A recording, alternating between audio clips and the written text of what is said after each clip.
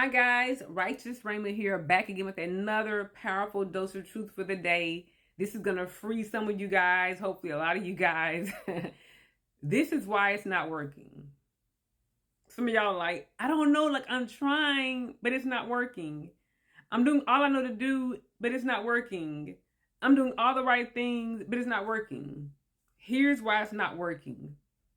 Because it's not real. What you're in is not even real. You're in an illusion. You're in a relationship with a benefit of the doubt.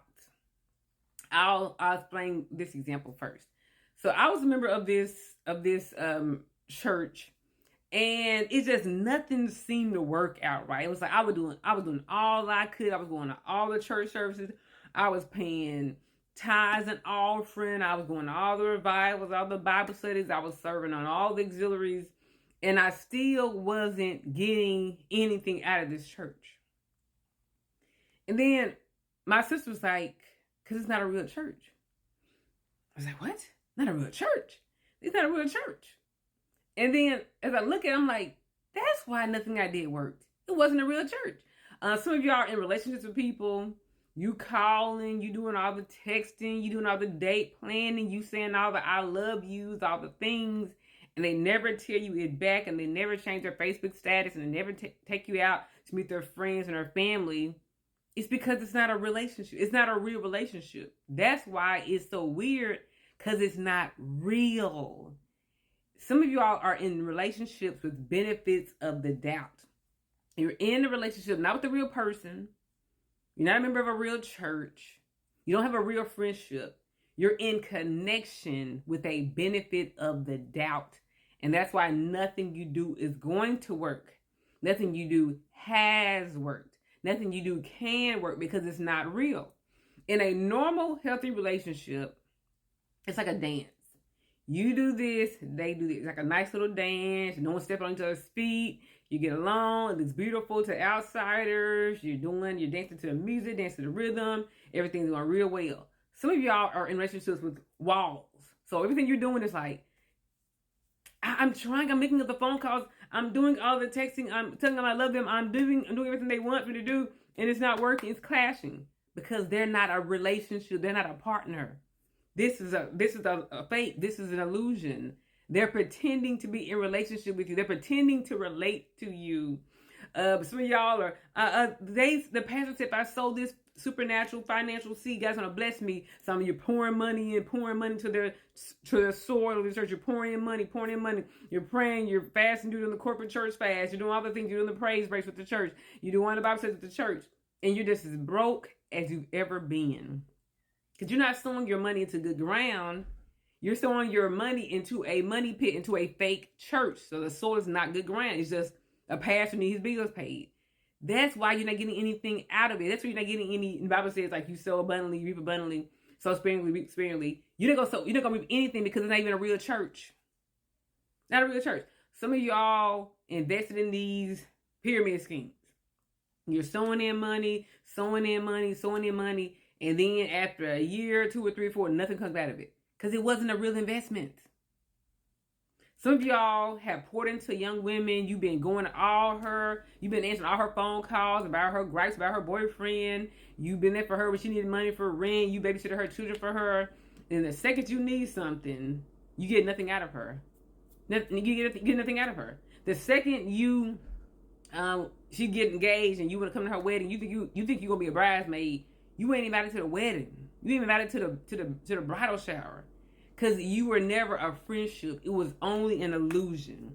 That's why you're so frustrated. Because you've been pouring all your resources, your phone calls, your text messages, your invitations, your gifts, your time, your prayers, your efforts, your energy into this thing. And it wasn't even real. Real things move. Real things respond. You say this, they say this. Hi girl, how you doing? I'm doing good, girl. How you doing? That's what real does. Real responds. You are in relationships with fake things, with illusions. You thought this was a church. This was a man who needed some income on the weekly, on the regular. He just needed money on the regular. That's all it was.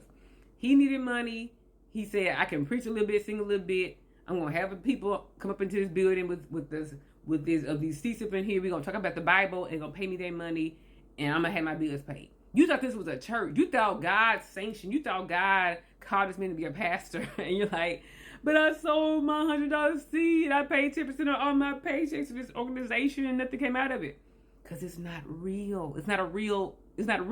Some of y'all, like myself, I pledged, and I'm no longer in the sorority. I pledged a sorority in undergrad, okay? And you know, it's supposed to be, they told me it's gonna be a Christian community service organization. I didn't get nothing Christian out of it, and I was one of the few people that actually did the weekly volunteer reports they had been doing.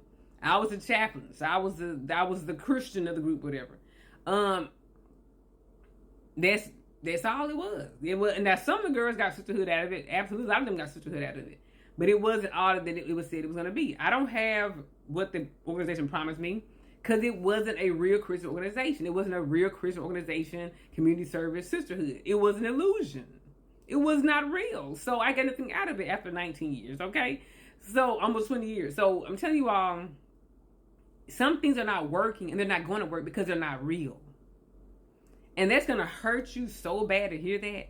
But you have been in a relationship, not with a real, responsive, responding, caring human being or organization. You've been in a relationship with a benefit of the doubt. Benefit of the doubt meaning she would have called when my mom died. She just probably got busy. That's the benefit of the doubt. He would propose after we did it for 5 years and I pretty much became a stepmom and his 5 children from 5 different women. But he just has commitment issues because his mom and dad divorced. That's the benefit of the doubt. The church, they promised me in the prophecy that I was going to be a millionaire by 2023, and I'm now broke living in my parents' basement, even though I sold thousands of dollars to this church over the past 10 years.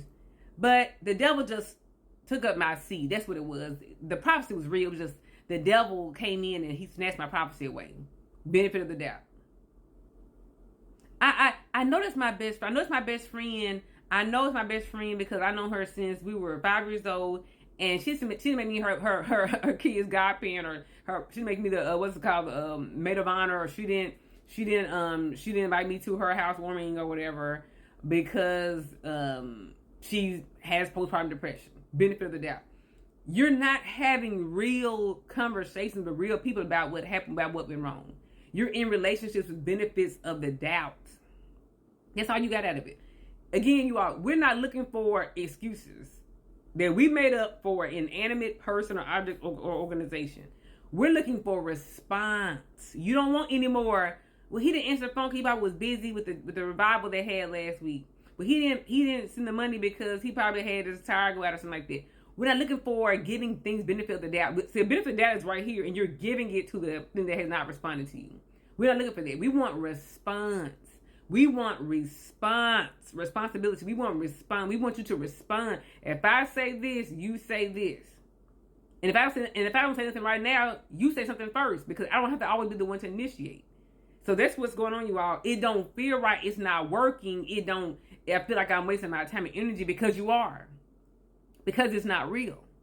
The person is not real. Now, yeah, they're a real human being. They have a social security card, birth certificate. They're a real person. But the relationship is not there. The relationship is not real. The person is not interested in you. This same person who's doing you no favor, who's not giving you any response whatsoever, they are totally responsible with another person. So when you turn that person over here to this side, they're totally responsible with another person. Totally responsible to the other person that they're interested in.